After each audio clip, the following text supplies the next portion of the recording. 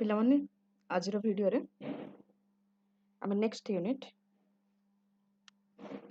ପରିବ୍ୟୟ ଉପରେ ଧ୍ୟାନ ଦେବା।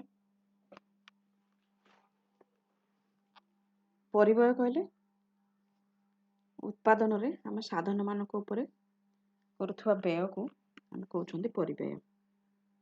ହେଲା, ତ ଯେତେବେଳେ ଗୋଟିଏ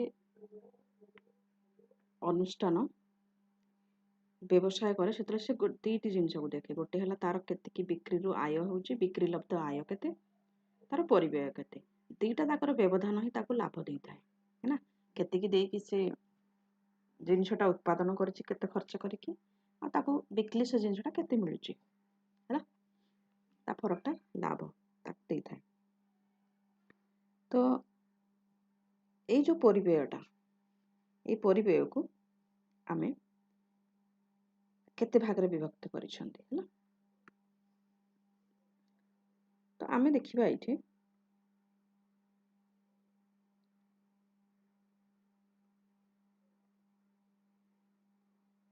ଆମେ ଦେଖିପାରୁଛନ୍ତି ଉତ୍ପାଦନ ପରିବ୍ୟୟକୁ ସୁବ୍ୟକ୍ତ ପରିବ୍ୟୟ, ଅବ୍ୟକ୍ତ ପରିବ୍ୟୟ, ମୌଦ୍ରିକ ପରିବ୍ୟୟ, ବାସ୍ତବ ପରିବ୍ୟୟ, ବିକଳ୍ପ ପରିବ୍ୟୟ କରିକି ଏମିତି ଡିଭାଇଡ କରୁଛନ୍ତି। ହେଲା, ସୁବ୍ୟକ୍ତ ପରିବ୍ୟୟକୁ ଆମେ ହିସାବଭୁକ୍ତ ପରିବ୍ୟୟ କୁହନ୍ତି, ଆଉ ଦୃଶ୍ୟମାନ ପରିବ୍ୟୟ ମଧ୍ୟ କୁହନ୍ତି। ହେଲା, ଦୃଶ୍ୟମାନ ପରିବ୍ୟୟ, ହିସାବଭୁକ୍ତ ପରିବ୍ୟୟ କୁହନ୍ତି। ହେଲା, ୟାକୁ ସୁବ୍ୟକ୍ତ ମଧ୍ୟ କୁହନ୍ତି। ତିନିଟା ଯାକ ସମାନ ଜିନିଷ, କିନ୍ତୁ ଆମକୁ ଏଇଠି ଦେଖିବାକୁ ପଡିବ ତିନିଟା ଯାକ ସମାନ ଜିନିଷକୁ ବୁଝାଉଛନ୍ତି। ହେଲା, ଯେତେବେଳେ ଆମେ ଲେବରଟିଏ ଏମ୍ପ୍ଲୟ କରିଥାଉ ତାକୁ ଆମେ କହିଥାନ୍ତି, ଚୁକ୍ତି କରିଥାନ୍ତି ଯେ ମୁଁ ତୁମକୁ ଦିନକୁ ଏତିକି ଟଙ୍କା ଲେଖା ଦେବି। ହେଲା, ତମେ ଆମର ଏତିକି ଦିନ ପାଇଁ କାର୍ଯ୍ୟ କରିବ, ଏମିତି କହିକି ଆମେ କାମ କରିଥାଉ। ତାମାନେ ଆମେ ଗୋଟେ ଚୁକ୍ତିରେ ଗଲେ। ହେଲା, ଆଉ ଯେତେବେଳେ ଆମେ ଏଇ ପାଉଣା ଦେଉଛନ୍ତି, ଏଇ ପାଉଣାଟି ଆମେ ହିସାବକୁ ମଧ୍ୟ ନିଅନ୍ତି। ହେଲା, ଆମ ଖାତାରେ ଲେଖା ହବ ଯେ ଆମେ ଏତିକି ଟଙ୍କା ଲେବର ବାବଦରେ ଖର୍ଚ୍ଚ କରିଛନ୍ତି, ଏତିକି ଟଙ୍କା କଞ୍ଚାମାଲ ବାବଦରେ ଖର୍ଚ୍ଚ କରିଛନ୍ତି, ଏତିକି ଟଙ୍କା ଆମେ ଇଲେକ୍ଟ୍ରିକ୍ ବାବଦ ଖର୍ଚ୍ଚ ଅଛି। ତାମାନେ ଏଇ ଖର୍ଚ୍ଚ ଗୁଡାକ ଆମ ପାଖରେ କିଛି ନା କିଛି ପ୍ରମାଣ ରହୁଛି କି ନାଇଁ। ତ ଏଇସବୁ ଜିନିଷ ଆମର ହଉଛି ହିସାବଭୁକ୍ତ ପରିବ୍ୟୟ। ଆଉ ଅବ୍ୟକ୍ତ କେତେବେଳେ, ଅବ୍ୟକ୍ତ ହଉଛି ଯୋଉଟାକୁ ଆମେ ଦୃଶ୍ୟମାନ ନୁହଁ ବା ଲୁକାୟିତ। ହେଲା, ଅବ୍ୟକ୍ତ ପରିବ୍ୟୟ, ୟାକୁ ଆମେ ଲୁକାୟିତ ପରିବ୍ୟୟ ମଧ୍ୟ କହିଥାନ୍ତି। ଯେପରି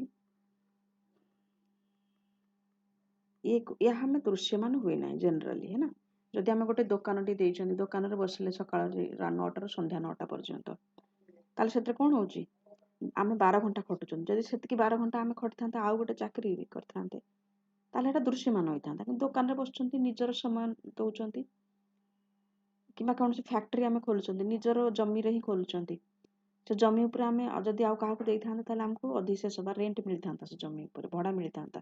କିନ୍ତୁ ନିଜେ ୟୁଜ୍ କରୁଛନ୍ତି, ସେ ଭଡ଼ାଟା ଆମେ ହିସାବକୁ ନେଉନାହିଁ। ତ ଏଇଟାକୁ ଆମେ ଲୁକାୟିତ ପରିବ୍ୟୟ କୁହନ୍ତି। ହେଲା, ଏଇ ସୁବ୍ୟକ୍ତ ଆଉ ଅବ୍ୟକ୍ତ ପରିବ୍ୟୟ ଦିଟା ଯାକ ମିଶିଲେ ଅର୍ଥନୈତିକ ପରିବ୍ୟୟ କୁହାଯାଏ। ହେଲା, ତ ଅର୍ଥନୈତିକ ପରିବ୍ୟୟ ଆମର ଦିଟା ଯାକ ମିଶିଲେ ଆମର ଅର୍ଥନୈତିକ ପରିବ୍ୟୟ କୁହାଯାଇଥାଏ। ହେଲା, ଆଚ୍ଛା, ତାପରେ ଆମେ ଦେଖିବା ମୌଦ୍ରିକ ପରିବ୍ୟୟ। ଦେଖ ପିଲାମାନେ, ମୌଦ୍ରିକ ପରିବ୍ୟୟ ଯେମିତି ଆମେ ଜାଣିପାରୁଛନ୍ତି ଏହା ମୁଦ୍ରା ସହିତ ସମ୍ପର୍କିତ। ତାମାନେ ଯେକୌଣସି ପରିବ୍ୟୟ ଆମେ ମୁଦ୍ରା ଆକାରରେ ଯେତେବେଳେ ପାଉଣା ଦେଇଥାଉ ତାକୁ ଆମେ ମୌଦ୍ରିକ ପରିବ୍ୟୟ ଦେଇଥାଉ, ମୌଦ୍ରିକ ପରିବ୍ୟୟ କୁହନ୍ତି ଆମେ ତାକୁ। ତ ମଜୁରୀ ହେଲା, ସୁଧ ହେଲା, ପରିବହନ ଖର୍ଚ୍ଚ ହେଲା, ବୀମା ଖର୍ଚ୍ଚ ହେଲା, ଟ୍ୟାକ୍ସ ହେଲା, ସବୁ ଜିନିଷ ଆମର ମୌଦ୍ରିକ ପରିବ୍ୟୟରେ ଆସୁଛି। ହେଲା, ତ ମୌଦ୍ରିକ ପରିବ୍ୟୟରେ ପରୀକ୍ଷାରେ ଯଦି ପଚାରିଦେବ ତାହେଲେ ମୌଦ୍ରିକ ପରିବ୍ୟୟରେ କ'ଣ କ'ଣ ଆସିପାରନ୍ତି। ହେଲା, ସୁବ୍ୟକ୍ତ ପରିବ୍ୟୟ ଆସିବ। ହେଲା, ମୌଦ୍ରିକ ପରିବ୍ୟୟ ଦୃଶ୍ୟମାନ ପରିବ୍ୟୟ ଯାହା ବ୍ୟକ୍ତ ପରିବ୍ୟୟ ହିସାବଭୁକ୍ତ ପରିବ୍ୟୟ ଏ ତିନିଟା ଯାକ ତ ସମାନ ଜିନିଷ। ତିନିଟା ଯାକ ଆମେ କୋଉ ହିସାବରେ ଦେଇଥାଉ? ମୁଦ୍ରା ହିସାବରେ ଦେଇଥାଉ। ତେଣୁକରି ସେ ମୌଦ୍ରିକ ପରିବ୍ୟୟର ଅନ୍ତର୍ଭୁକ୍ତ। ଅବ୍ୟକ୍ତ ପରିବ୍ୟୟ କିନ୍ତୁ ମୌଦ୍ରିକ ପରିବ୍ୟୟର ଅଂଶଭୁକ୍ତ ନୁହଁ। ସେଭଳି ବାସ୍ତବ ପରିବ୍ୟୟ କ'ଣ? ବାସ୍ତବ ପରିବ୍ୟୟ ହେଲା ଉତ୍ପାଦନରେ ଯାହା ସବୁ ସାଧନ ଆମେ ନିୟୋଜନ କରିଥିବା ସେମାନଙ୍କର ଯୋଉ ତ୍ୟାଗ ଅଛି, ଯନ୍ତ୍ରଣା ଅଛି, ଅସୁବିଧା ଅଛି, ହେଲା, ଏସବୁର ସମଷ୍ଟିକୁ ଆମେ କହିବା ବାସ୍ତବ ପରିବ୍ୟୟ। ହେଲା, ତ ବାସ୍ତବ ପରିବ୍ୟୟ କିନ୍ତୁ ଏକ ମୌଦ୍ରିକ ପରିବ୍ୟୟ ନୁହେଁ। ବାସ୍ତବ ପରିବ୍ୟୟ ମୌଦ୍ରିକ ପରିବ୍ୟୟ ନୁହଁ। ହେଲା, ବାକ୍ୟ ସଂଶୋଧନରେ ଆସିପାରେ। ତାପରେ ବିକଳ୍ପ ପରିବ୍ୟୟ। ବିକଳ୍ପ ପରିବ୍ୟୟ କ'ଣ? ବିକଳ୍ପ ପରିବ୍ୟୟରେ ଆମେ ଗୋଟେ ଉପରେ ଖର୍ଚ୍ଚ କରିପାରିଥାନ୍ତେ, ହେଲା। ସପୋଜ ଆମେ 100 ଟଙ୍କାଟା ଆଳୁ କିଣି ପାରିଥାନ୍ତେ, ପିଆଜ କିଣି ପାରିଥାନ୍ତେ, ହେଲା, କିନ୍ତୁ ଆମେ ପିଆଜ କିଣିଲେ, ତାହେଲେ ଆମେ ବିକଳ୍ପ ପରିବ୍ୟୟ କ'ଣ ହେଲା? ଯଦି ଆମେ ଆଳୁ ଉତ୍ପାଦନ କଲେ କିମ୍ବା ପିଆଜ ଉତ୍ପାଦନ କଲେ, ଆମେ କେବଳ ପିଆଜ ଉତ୍ପାଦନ କଲେ, ତ ଆଳୁ ଉତ୍ପାଦନ କରିସାରିଲା ପରେ ତାକୁ ବିକିଲେ ଯୋଉ ଖର୍ଚ୍ଚଟା ହେଇଥାନ୍ତା, ଯୋଉ ପରିବ୍ୟୟଟା ହେଇଥାନ୍ତା, ସେଇଟା ହେଲା ଆମର ବିକଳ୍ପ ପରିବ୍ୟୟ। ହେଲା, ନେକ୍ସଟ ବେଷ୍ଟ ଅଲ୍ଟରନେଟିଭ ଫରଗୋନ୍, ହେଲା, ବିକଳ୍ପ ପରିବ୍ୟୟ। ଆଚ୍ଛା, ତାପରେ ଆମର ଆସୁଛି ମୌଦ୍ରିକ ପରିବ୍ୟୟରେ ମୋଟ ପରିବ୍ୟୟ। ହେଲା, ମୋଟ ପରିବ୍ୟୟ। ତ ମୋଟ ପରିବ୍ୟୟକୁ ଆମେ କ'ଣ କରୁଛନ୍ତି? ଦି ଭାଗରେ ଡିଭାଇଡ୍ କରୁଛନ୍ତି। ମୋଟ ସ୍ଥିର ପରିବ୍ୟୟ, ମୋଟ ପରିବର୍ତ୍ତନୀୟ ପରିବ୍ୟୟ। ଆଚ୍ଛା, ମୋଟ ସ୍ଥିର ପରିବ୍ୟୟ କ'ଣ? ସ୍ଥିର ସାଧନ ଉପରେ ଖର୍ଚ୍ଚ କରାଯାଉଥିବା ପରିବ୍ୟୟକୁ ମୋଟ ସ୍ଥିର ପରିବ୍ୟୟ କୁହାଯାଏ। ସେଭଳି ପରିବର୍ତ୍ତନୀୟ ସାଧନ ଉପରେ ହେଉଥିବା ଖର୍ଚ୍ଚକୁ ମୋଟ ପରିବର୍ତ୍ତନୀୟ ପରିବ୍ୟୟ କୁହାଯାଏ। ହେଲା, ଆଚ୍ଛା, ତା ସାଙ୍ଗରେ ଏଇଟା ହେଉଛି ମୌଦ୍ରିକ ପରିବ୍ୟୟର ଅଂଶବିଶେଷ। ମୋଟ ପରିବ୍ୟୟ, ମୌଦ୍ରିକ ପରିବ୍ୟୟର ଅଂଶବିଶେଷ, ସୁବ୍ୟକ୍ତ ପରିବ୍ୟୟର ଅଂଶବିଶେଷ ବା ହିସାବଭୁକ୍ତ ପରିବ୍ୟୟର ଅଂଶବିଶେଷ ବା ଦୃଶ୍ୟମାନ ପରିବ୍ୟୟର ଅଂଶବିଶେଷ। ସେଇଭଳି ମୋଟ ପରିବର୍ତ୍ତନୀୟ ପରିବ୍ୟୟ ମଧ୍ୟ ମୌଦ୍ରିକ ପରିବ୍ୟୟ, ସୁବ୍ୟକ୍ତ ପରିବ୍ୟୟ ଏସବୁ ଜିନିଷର ଅନ୍ତର୍ଭୁକ୍ତ। ଠିକ ଅଛି, ଅର୍ଥନୈତିକ ପରିବ୍ୟୟ ଅଂଶଭୁକ୍ତ। ତାପରେ ହାରାହାରି ପରିବ୍ୟୟ। ହାରାହାରି ପରିବ୍ୟୟ ବି ଆମେ ଦି ପ୍ରକାର କରିଥାନ୍ତି। ସ୍ଥିର ସାଧନ ଉପରେ, ପରିବର୍ତ୍ତନୀୟ ସାଧନ ଉପରେ। ତ ହାରାହାରି ସ୍ଥିର ପରିବ୍ୟୟ, ହାରାହାରି ପରିବର୍ତ୍ତନୀୟ ପରିବ୍ୟୟ। ହେଲା, ତାପରେ ପ୍ରାନ୍ତୀୟ ପରିବ୍ୟୟ ମାନେ ସୀମାନ୍ତ ପରିବ୍ୟୟ। ହେଲା, ସୀମାନ୍ତ ପରିବ୍ୟୟ ଆମେ ଆଗକୁ ଯାଇ ଦେଖିବା। ଆଉ କ'ଣ ଦେଖିବା? ହେଲା, ତ ମୋଟ ପରିବ୍ୟୟ କ'ଣ? ଏକ ନିର୍ଦ୍ଦିଷ୍ଟ ପରିମାଣର ଦ୍ରବ୍ୟ ଉତ୍ପାଦନ ସକାଶେ ମୋମୋ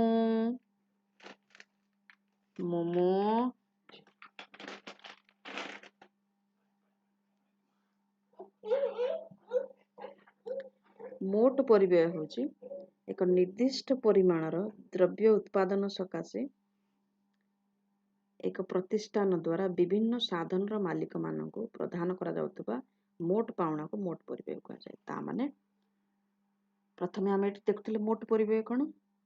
ଏଇଟା ମୋଟ ପରିବ୍ୟୟ ହେଲା। ପ୍ରଥମେ ତା ବିଷୟରେ ଜାଣିବା। ମୋଟ ପରିବ୍ୟୟ ହେଲା ମୋଟ ପାଉଣା କାହାକୁ ଦିଆହେଉଛି?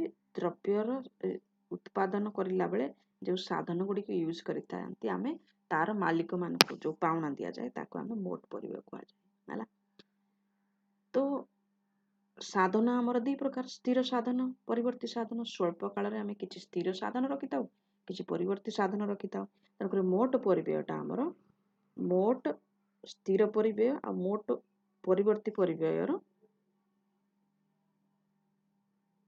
ସଂଯୁକ୍ତ ଖର୍ଚ୍ଚ।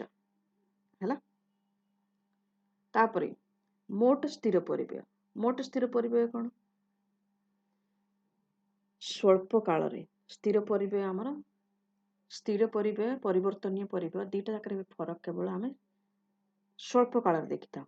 ହେଲା, ତ ସ୍ୱଳ୍ପ କାଳରେ ଏକ ନିର୍ଦ୍ଦିଷ୍ଟ ପରିମାଣର ଦ୍ରବ୍ୟ ପାଇଁ ବ୍ୟବହାର କରାଯାଉଥିବା ସ୍ଥିର ସାଧନରେ ମୋଟ ବ୍ୟୟକୁ ମୋଟ ସ୍ଥିର ପରିବ୍ୟୟ କୁହାଯାଏ।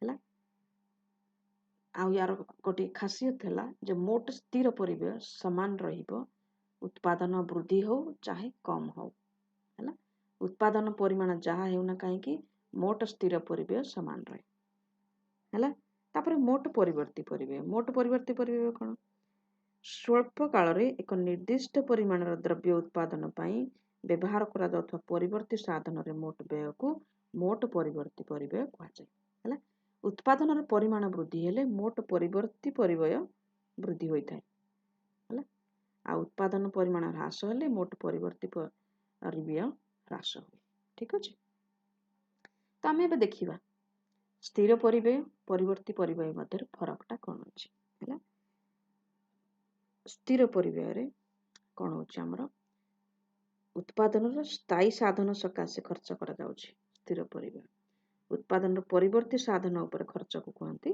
परिवर्ती परिव्यय से भली स्थिर परिव्यय उत्पाद स्तर निरपेक्ष माने उत्पादर परिमाण वृद्धि हो कि ह्रास हो है स्थिर परिव्यय अपरिवर्तित रहे किंतु परिवर्ती परिव्यय उत्पादर परिमाण उपर निर्भर प्रत्यक्ष भाव निर्भर करे माने निर्भरशील उत्पादर परिमाण वृद्धि हेले परिवर्ती परिव्यय वृद्धि होता है उत्पादर परिमाण ह्रास हेले यह ह्रास होता है स्थिर परिव्यय केवल स्वल्प काल परिदृष्ट होता है स्वल्प काल ही आम परिव्यय को स्थिर साधन और परिवर्ती साधन करके दी भाग डिवाइड कर दीर्घ काल समस्त परिवर्तनीय तो परिवर्ती परिव्यय उभय स्वल्प काल दीर्घ काल परिदृष्ट होता है स्वल्प काल आमे स्थिर साधन परिवर्ती साधन करके साधन मान को डिवाइड कर पारि है कारण किसी को आमे चेंज कर परिबा किछि परिमाण बढ़ाई पारिबा किछि परिमाण कमे किछि परिमाण बढ़ाई पारिबा नाही जेपरि कल कारखाना हठात कि आमे ताको बढ़ाई पारिबानी ताको बढ़ाइबा कोले जेमति 6 मास वर्ष लागियो है तेणु दीर्घ काल रे समस्त साधन परिवर्तनीय किंतु स्वल्प काल रे समस्त साधन परिवर्तनशील परिवर्तनीय नुहंती किछि स्थिर रहबे किछि परिवर्तन रहबे नेक्स्ट डिफरेंस हला उत्पादन परिमाण शून्य हेले मध्य स्थिर परिव्यय परिमाण अपरिवर्तित थाए किंतु परिवर्ती परिव्यय रे एक्चुअली जीरो जदि किछि हमें प्रोड्यूस करना ताले हमें श्रमिक को देबार नहीं खर्च किछि प्रोड्यूस करना ताले हमें एनर्जी भी हमें खर्च करबा नहीं विद्युत पाई भी है ना जाळेनी खर्च भी हमको देबा पड़िबनी कच्चा माल भी यूज करबा नहीं तेणुकर उत्पादन परिमाण शून्य हेले मध्य परिवर्ती परिमाण शून्य होइथाय है स्थिर परिव्यय को आम उत्पादन निरपेक्ष परिव्यय मान ओवरहेड कॉस्ट भी कहते अनुपूरक परिव्यय दैट मीन्स सप्लीमेंटरी कॉस्ट मध्य कही अनुपूरक परिव्यय आउ निरपेक्ष परिव्यय बोली मध्य स्थिर परिव्यय आउ दुईटी ना रही परिवर्ती परिव्यय क्षेत्र में आम कहते प्रधान परिव्यय माने प्राइम कॉस्ट आउ प्रत्यक्ष परिव्यय माने डायरेक्ट कॉस्ट माने प्राइम कॉस्ट प्रधान परिव्यय प्रत्यक्ष परिव्यय दुईटा ना अच्छे परिवर्ती परिव्यय आउ दुईटा है अच्छा एबे आमे देखिबा गोटे सारणी द्वारा तांको मध्यरे केमिति रिलेशन अछि आउ तांकर ग्राफ केमिति रेखांकित विवरणी केमिति भाबरे देखि पारिबा ठीक अछि पिला माने तो देखो उत्पादर परिमाण आमे एटी देखुचंती एटा हमर उत्पादर परिमाण तापर मोट स्थिर परिव्यय कोन कहतिला आमे उत्पादर जहाँ भी परिमाण हेउना काहे स्थिर परिव्यय समान रहइबो तेणु करी आमर जो मोट स्थिर परिव्यय अछि 100 समान रहिला उत्पादर परिमाण किंतु हमर एटा बढ़ी बढ़ी जाउची हैला मोट परिवर्ती परिव्यय कोन आमे जेतिकी उत्पादर परिमाण बढ़ौचंदी अधिका अधिका प्रोड्यूस करचंदी अधिका उत्पादन करचंदी आमे सेतिकी लेबर कंचा माल यूज करिबा तेणु तार खर्च बढ़ी बढ़ी जिवो है ना एटी जते बेले जीरो आमे प्रोड्यूस करचंदी किछि भी उत्पादन परिमाण नाही उत्पादन सेते आम फिक्स्ड कॉस्ट मान स्थिर परिव्यय आमर 100 जहाँ कल कारखाना खर्च कर 100 टका खर्च होगी अच्छी परिवर्ती परिव्यय आमर किंतु शून्य हम ये है तापर आम जो नेक्स्ट उत्पादन आरंभ करदे 1 यूनिट प्रोड्यूस करदे 75 रुपीस खर्च होची सेकेंड यूनिट आरंभ करदे 125 टका आमर मोट परिवर्ती परिव्यय है तो ये कौन होची आम देखुचंती एटा हमर स्थिर परिव्यय एटा हमर परिवर्ती परिव्यय ताले मोट परिव्यय कोन हो मोट परिव्यय मोट स्थिर परिव्यय प्लस मोट परिवर्ती परिव्यय है ना। तो ये जो लाइन टा अच्छी आमर आम देखुं ये जो कलम टा आमर ये कलम टा हूँ आमर मोट परिव्यय है ना। तो 100 प्लस 0 समान 100 100 plus 75 equal to 175 100 plus 125 225 100 plus 160 equal to 260 100 plus 200 equal to 300 एमती करके जब हम देखुं यहाँ हूँ आमर मोट परिव्यय है। এইগুলা যদি আমরা গ্রাফরে পকাইবা সেତେବେଳେ ଆମେ ଦେଖିବା ଯେ ଆମର ମୋଟ ଫିକ୍ସড କଷ୍ଟ ଯାହା ଅଛି ଉତ୍ପାଦର ପରିମାଣ ଆମେ ଦେଖୁଛନ୍ତି ଏଠି ଉତ୍ପାଦର ପରିମାଣ ଏଇଠି ଆମେ ଦେଖୁଛନ୍ତି ପରିବ୍ୟୟ ଟଙ୍କାରେ ହେଲା ଆମେ ଦେଖିଲେ ଯେ 100 ଟଙ୍କା है ना। उत्पाद एठी उत्पाद ए सपोज 1 हो 2 हो 3 हो जहाँ भी हो आमर फिक्स्ड कॉस्ट माने स्थिर परिव्ययटा आमर 100 टंका ही रहउची। तो एटा आमर हला मोट स्थिर परिव्यय रेखा मोट स्थिर परिव्यय रेखा हला पिला माने एबे टोटल वेरिएबल कॉस्ट माने मोट परिवर्तनीय परिव्यय सेटा आमर कोन कहउतले आमे सेटा जीवो एई तळु जीवो है ना 0 रु आरंभ हबो है ना। तो एटा आमर हे जीवो मोट परिवर्तनीय परिव्यय रेखा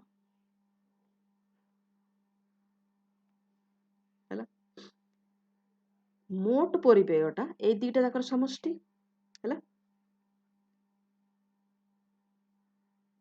मोट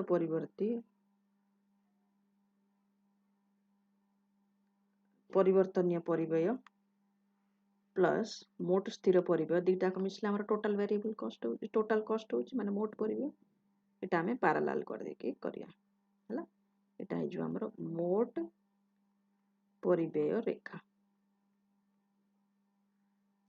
एटा ए 100 रु ही आरंभ हबो हला पिला माने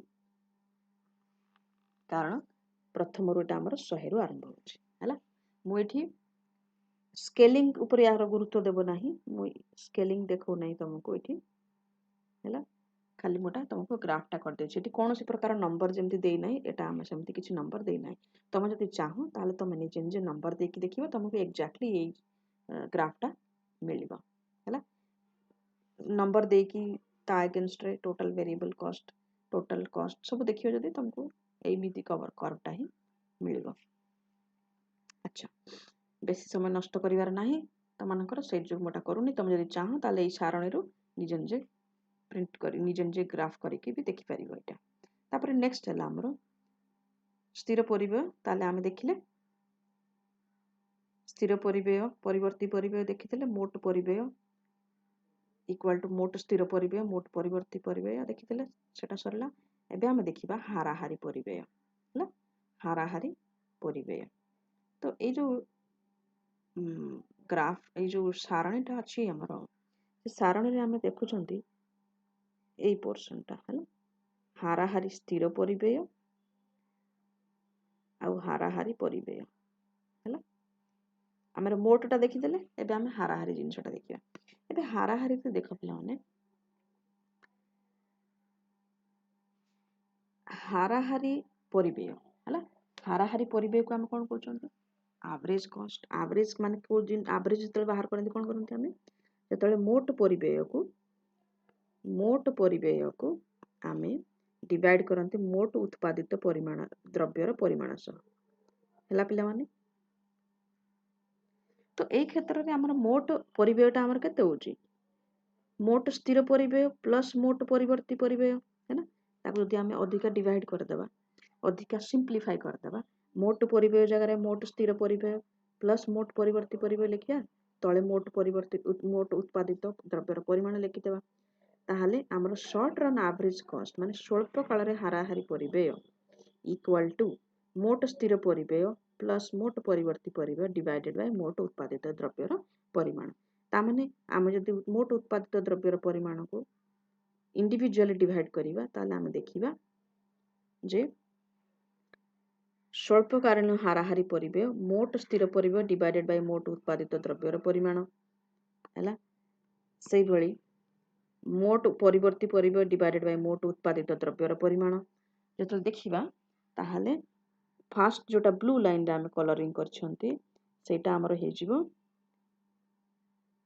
एवरेज फिक्स्ड कॉस्ट माने हाराहारी स्थिर परिव्यय हैला तो ए ब्लू कलरटा देखिबा ताहाले हाराहारी स्थिर परिव्यय माने कोन द्रव्यर एकक प्रति स्थिर परिव्यय को हाराहारी स्थिर परिव्यय कुहा जाय ता माने द्रव्यर यूनिट प्रति स्थिर परिव्यय को हाराहारी स्थिर परिव्यय कुहा जाय हैला तो मोट स्थिर परिव्यय को उत्पादर मोट परिमाण द्वारा भाग करी हाराहारी स्थिर परिव्यय निर्णय करा जाय हैला ता माने एटा हला तार फार्मूला मोट स्थिर परिव्यय डिवाइडेड बाय मोट उत्पादित द्रव्यर परिमाण एबे आमे एटा देखिबा हाराहारी स्थिर परिव्यय हैला एटी जतले देखिबा प्रथमटा हला 100 है ना केमती पाइले एटा मोट स्थिर परिव्यय ता माने मोट स्थिर परिव्यय हमर 100 अछि 100 डिवाइडेड बाय 1 हैला तो हमको एटा केते मिलबो 100 सेही भली नेक्स्ट हला 100 divided by 2 50 मिलिला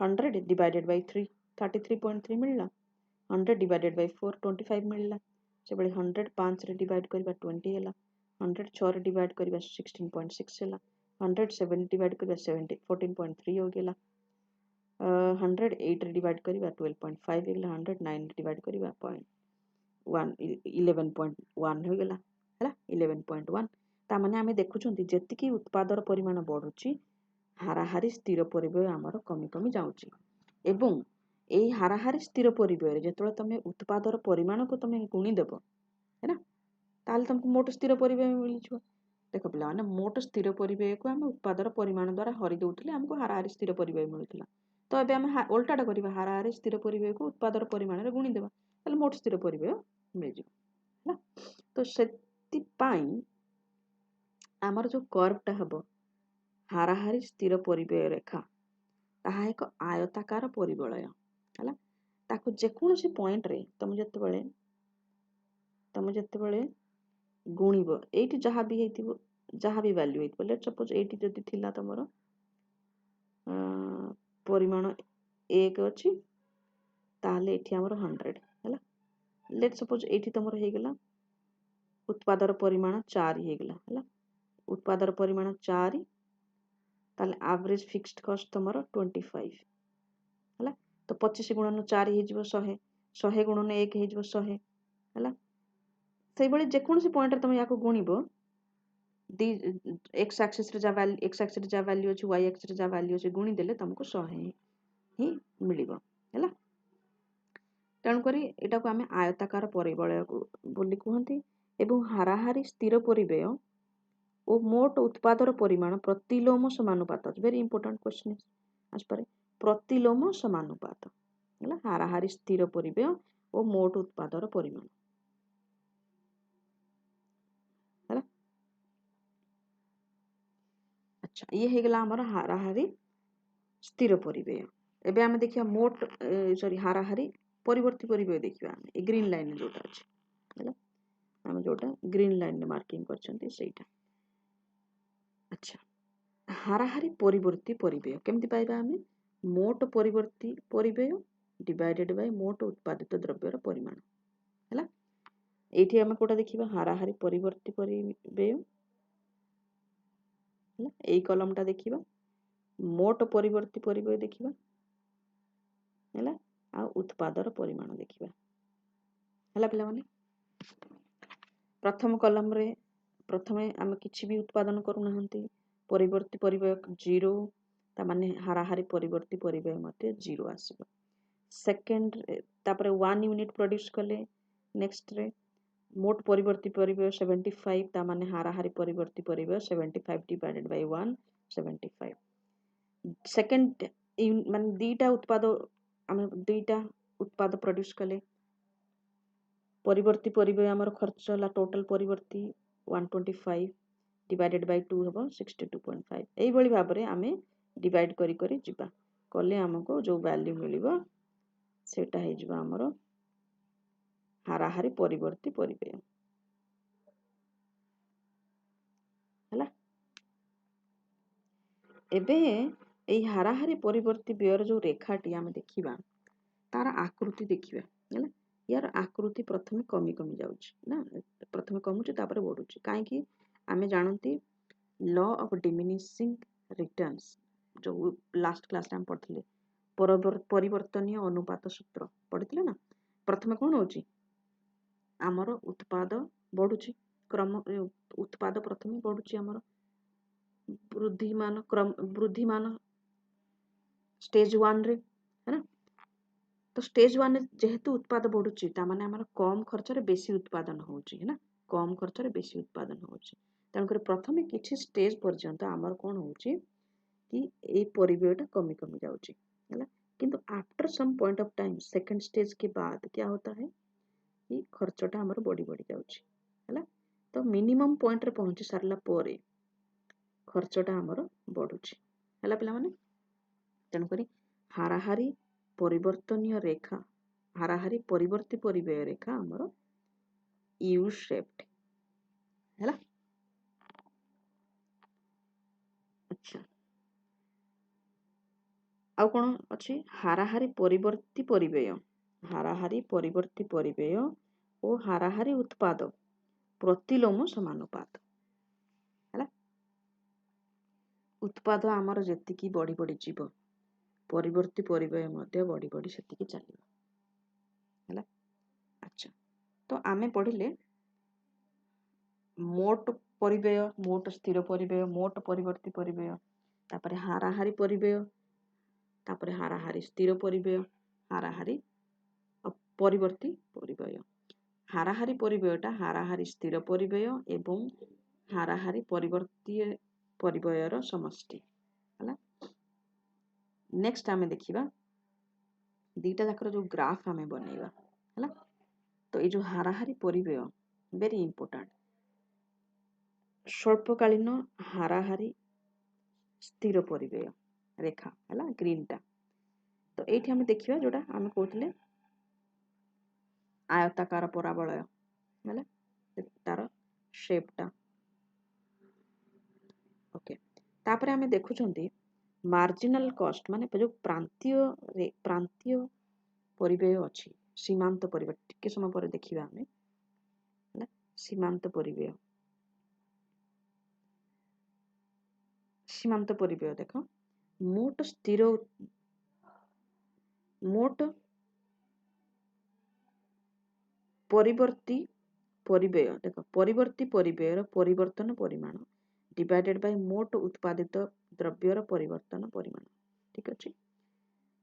That is change in total variable cost divided by change in quantity, that is giving us the marginal cost। ताहाले marginal cost cone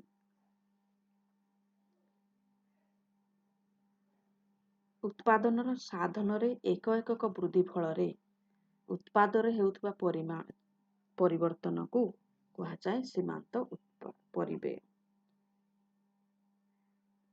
sorry एक उत्पादन साधन एक एकक वृद्धि फल परिव्यय जो परिवर्तन आसी थाए ताको आम कहते सीमांत परिव्यय है। तामाने 11टी पेन जेतेबेले आमे प्रोड्यूस करूथिले सेतेबेले हमर खर्च होतला लेट्स सपोज 110 टका। एबे आमे 12टी पेन प्रोड्यूस करछंती हैला 12टारे हमर खर्च हैला 120 टका। ता माने परिवर्ती परिव्यय ए खर्च जो हैला 120 डिवाइड माइनस 110 ना ताले 1 पेन पाई जो साधन आमे खर्च कले ताले कोन होची चेंज होची 1 खर्च है 10 ता माने हमर सीमांत परिव्यय केते हेबो 10। तो एठी आमे देखिबा एही मार्जिनल बा सीमांत परिव्यय रेखा आकृति मध्य यू शेप्ड हैला। सीमांत परिव्यय रेखा मध्य यू शेप्ड हैला। ए पाखरे आमे उत्पादर परिमाण लेखिबा, ए पाखरे सीमांत परिव्यय तो जदि आम ग्राफ को देखिए diagram not diagram this one ठीक है ये देखिए आम सीमांत परिव्यय विषय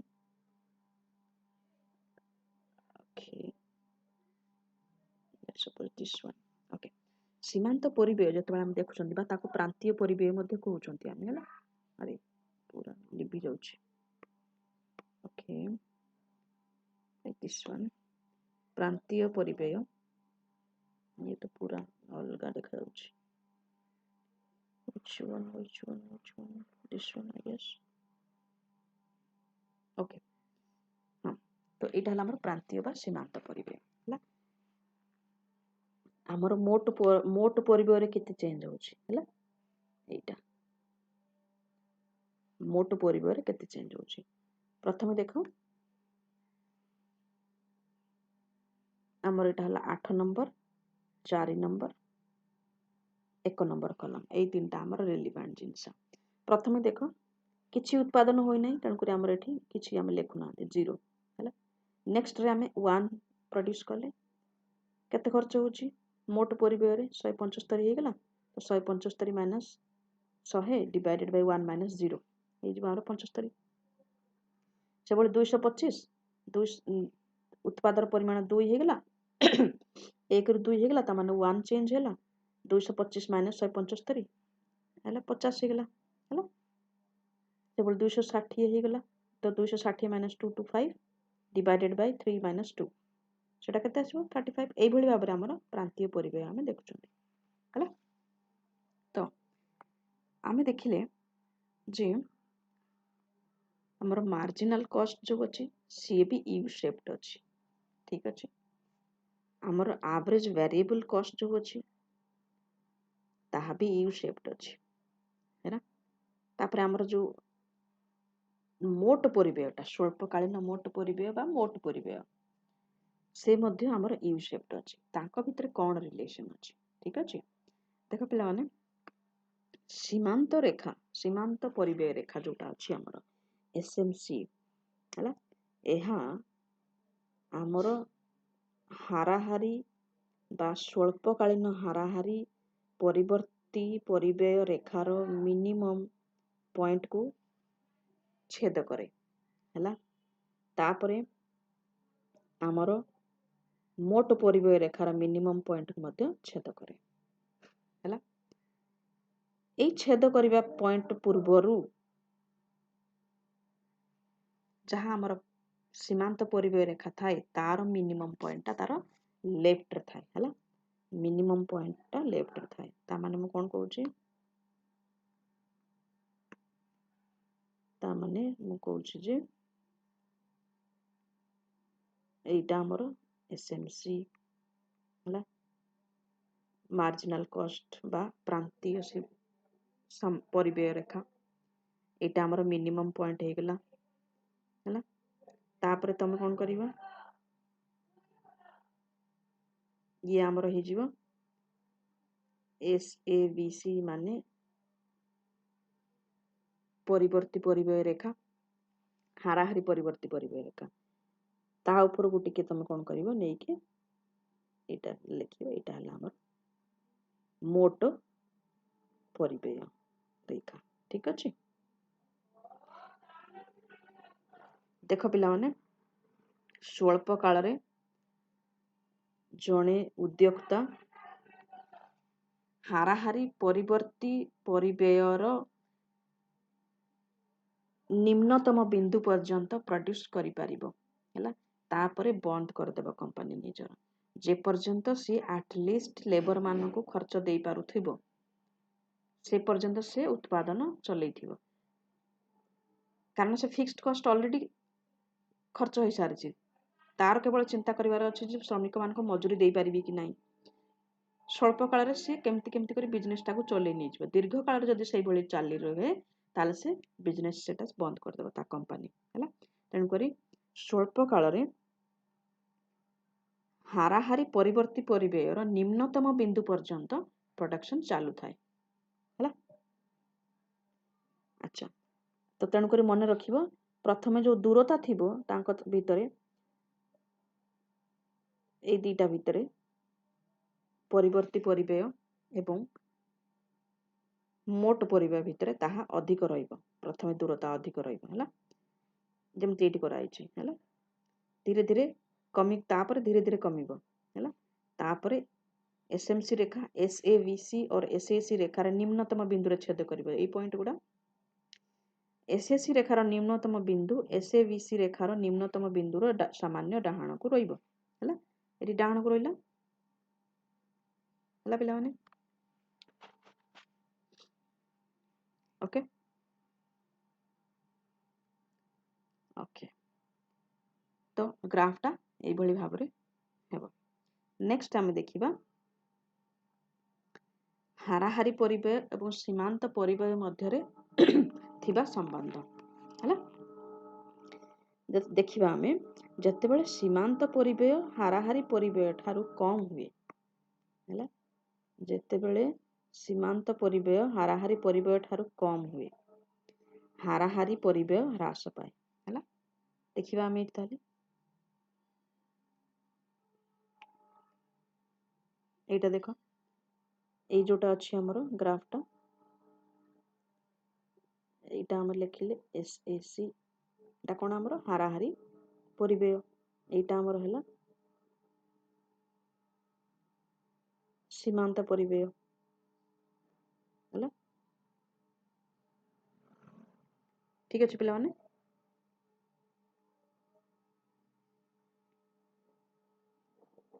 वेट अ मिनट, ये थोड़ा सा और अच्छा हो सकता है।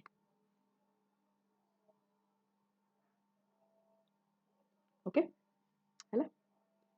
ता माने से कहूची जे जो समय रे सीमांत परिव्यय हाराहारी परिव्यय ठारू कम हुए हैला। देखो एटा हमर हाराहारी परिव्यय एई रेखाटा ठीक से जाना पड़ुनी दुईटा जाक एका कलर कर देले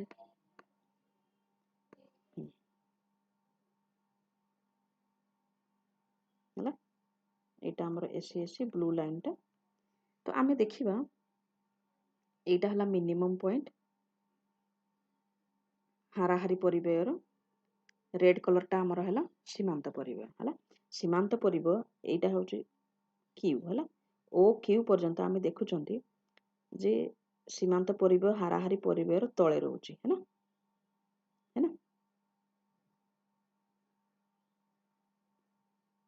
करेक्ट। तो आमर हाराहारी परिव्यय जदि एतिकी हला ताले सीमांत परिव्यय एतिकी है ना। दैट मीन्स कि हाराहारी परिव्यय ठारू सीमांत परिव्यय कम अछि ताले हाराहारी परिव्यय ह्रास पाउची हला। जतेबेले सीमांत परिव्यय हाराहारी परिव्यय समान हुअंती हाराहारी परिव्यय स्थिर एवं न्यूनतम होता है। ए क्यू पॉइंट रे न्यूनतम समान है ना। तो क्यू पॉइंट रे दीटा जाक समान होता है। तो यही समय प्रतिष्ठान आकार अनुकूलतम होता है माने दैट इज द ऑप्टिमम। तापर जतेबेले सीमांत परिव्यय हाराहारी परिव्यय ठारू अधिक होता है हाराहारी परिव्यय वृद्धि पाए।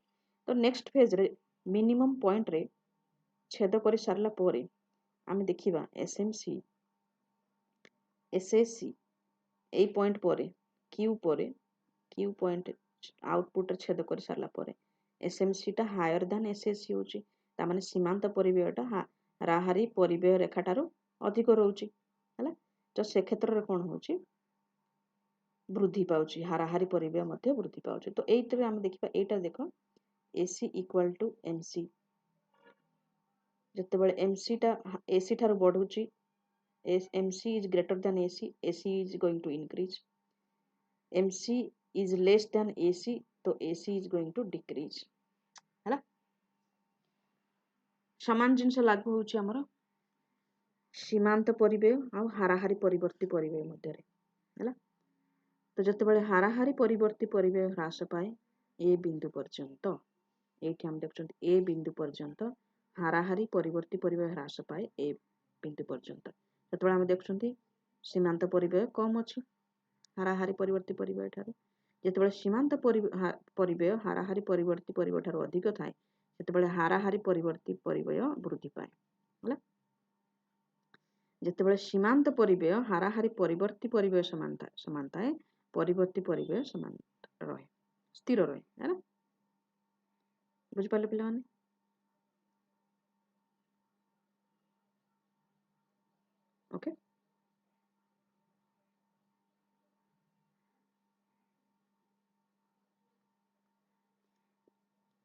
ଯେତେବେଳେ ସୀମାନ୍ତ ପରିବୟ ହାରାହାରି ପରିବୟ ଠାରୁ କମ୍ ହାରାହାରି ପରିବୟ ହ୍ରାସ ପାଏ। ଯେତେବେଳେ ସୀମାନ୍ତ ପରିବୟ ହାରାହାରି ପରିବୟ ଠାରୁ ଅଧିକ ହାରାହାରି ପରିବୟ ବୃଦ୍ଧି ପାଏ। ଯେତେବେଳେ ସୀମାନ୍ତ ପରିବୟ ହାରାହାରି ପରିବୟ ସହିତ ସମାନ ହୁଏ ହାରାହାରି ପରିବୟ ହାରାହାରି ପରିବୟ ସ୍ଥିର ରହେ। ହେଲା, ସମାନ ରିଲେସନ ସମାନ ଅଛି। ହାରାହାରି ପରିବୟ ବା ହାରାହାରି ପରିବର୍ତ୍ତୀ ପରିବୟ ହୋଇଥାଉ ସେମାନେ ସୀମାନ୍ତ ପରିବୟ ସହିତ ସେମ୍ ରିଲେସନସିପ୍ ମେଣ୍ଟେନ୍ କରନ୍ତି। ଠିକ୍ ଅଛି, ତ ଏଇଟା ହେଲା ଆମର ପରିବୟ ଚାପ୍ଟର। ଭେରି ଇମ୍पोର୍ଟାଣ୍ଟ ସର୍ଟ କ୍वेଶ୍ଚିନ୍ ଆସିବ। ବାକ୍ୟ ସଂଶୋଧନ ବହୁତ ଇମ୍पोର୍ଟାଣ୍ଟ। ବହୁତ ଭଲସେ ପଢ଼ିକି ରିଭାଇଜ କରିକି ଆକୁ ଯିବ। Any question any doubt ask in the group. So that's it for today. We'll see you tomorrow. Next ରେ ଆମେ ଆୟ କରିବା। Okay.